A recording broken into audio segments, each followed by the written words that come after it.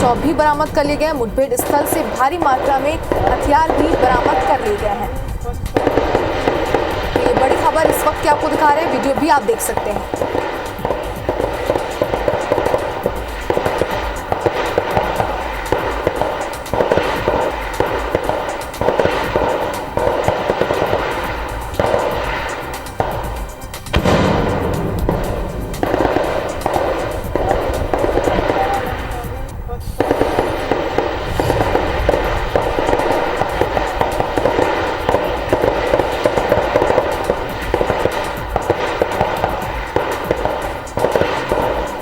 ये वीडियो जो इस वक्त आप अपने टीवी स्क्रीन पर देख रहे हैं, जिसमें गोलियों की आवाज भी साफ तौर पर सुनाई दे रही है। ये वीडियो मुठभेड़ के समय का वीडियो बताया जा रहा है। हालांकि IBC 24 इस वीडियो की पुष्टि नहीं करता है। बीजापुर में 13 नक्सली अब तक ढेर हो चुके हैं और 13 नक्सलियों के शवों को बीजापुर भी लाया जा चुका है। तो मुठभेड़ में